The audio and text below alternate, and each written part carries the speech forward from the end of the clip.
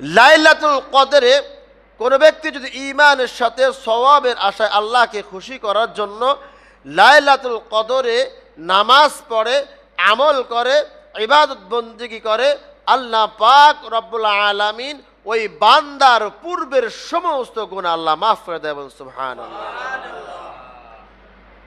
তো রাসূল সাল্লাল্লাহু আলাইহি ওয়াসাল্লাম অন্য এক হাদিসে বলেন, যখন লাইলাতুল কদর শুরু হয়, জিবরাইল আলাইহিস সালাতু ওয়াস সালাম লক্ষ লক্ষ ফেরেশতা নিয়ে জমিনে পৃথিবীর বুকে আগমন করেন।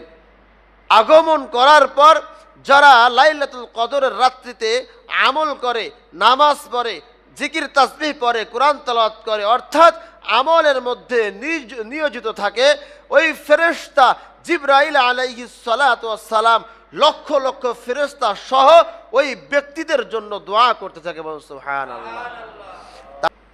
তাহলে জিবরাইল আলাইহিস সালাতু ওয়াস সালাম শুধু একা আসেন না, লক্ষ লক্ষ ফেরেশতা নিয়ে জমিনে পৃথিবীর বুকে আগমন করে। কারা লাইলাতুল কদরের নামাজ পড়ে, কারা এই রাত্রিতে ইবাদত বন্দেগী করে, তাদের জন্য লক্ষ লক্ষ ফেরেশতা নিয়ে তাদের জন্য দোয়া করতে থাকে।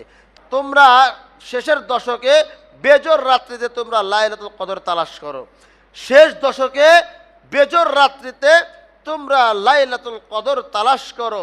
21, 23, 25, 27, 29 রাত্রিতে তোমরা লাইলাতুল কদর তালাশ করো। হতে পারে কোনো এক তারিখে, কোনো একদিন এই বেজর রাত্রির মধ্যে কোনো এক রাত্রে আল্লাহ পাক রব্বুল আলামিন কদর রাত্রিতে আপনার কদর কেটে যেতে পারে। এজন্য আমরা শেষের দশকে আমি আপনি বেশি বেশি ইবাদত বন্দেগী করব, নামাজ পড়ব, আমল করব, কোরআন তেলাওয়াত করব। হতে পারে আমার কোরআন তেলাওয়াতটা, আমার জিকিরটা, আমার নামাজটা, আমার আমলটা এই সবে কদরের মধ্যেই পড়ে যাবে। কি বলেন? আর পড়ে গেলেও ওই যে হাজার রাতের ইবাদতের চেয়ে উত্তম আমার আপনার আমল নামায় দিয়ে দেওয়া হবে। শুধু তাই নয়, সবে কদর এই রাত এমন একটা দামি রাত, যেই রাতে আল্লাহ পাক রব্বুল আলামিন বান্দার তাকদীর, বান্দার ভালাই লিখে থাকেন।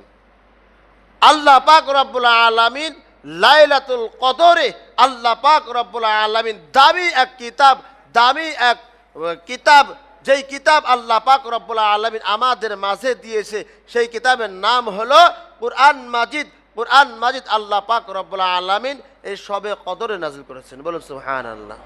আপনি কমপক্ষে 2 রাকাত 4 রাকাত নামাজ, নফল নামাজ পড়ার চেষ্টা করব। এমনকি আমি আপনি মাঝে মধ্যে বলে থাকি যে আমরা সুবর্ণ সুযোগ রমজান মাস তাহাজ্জুদ নামাজ পড়ার জন্য। কি বলেন? কারণ আমরা সবাই কিন্তু সাহারি খাওয়ার জন্য উঠি, যারা রোজা রাখি সবাই কিন্তু সাহারি খাওয়ার জন্য উঠি।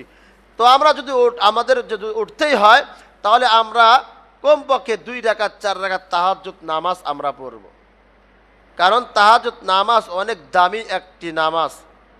তাহাজ্জুদ নামাজ কি সুন্নত হলেও অনেক দামি, যেই নামাজের মাধ্যমে আল্লাহ তাআলার কাছ থেকে অনেক কিছু নেওয়া যায়, চাওয়া যায়, অনেক কিছু পাওয়া যায়। তাহাজ্জুদ নামাজের মাধ্যমে আল্লাহর কাছ থেকে অনেক কিছু পাওয়া যায়। এজন্য আমি আপনি কমপক্ষে প্রতিদিন কমপক্ষে 2 রাকাত 4 রাকাত তাহাজ্জুদ নামাজ পড়ার চেষ্টা করবো। কি বলেন? বাকি যেগুলো দিন আছে আমরা কেউ বাদ দেবো না তাহাজ্জুদ নামাজ পড়া। নিজে পড়বো, আত্মীয় স্বজন ফ্যামিলিতে যারা আছে, স্ত্রী, মেয়ে বা বোন যারা আছে, সকলকে বলবো যে আমরা যেন কমপক্ষে 2 রাকাত 4 রাকাত তাহাজ্জুদ নামাজ পড়ি।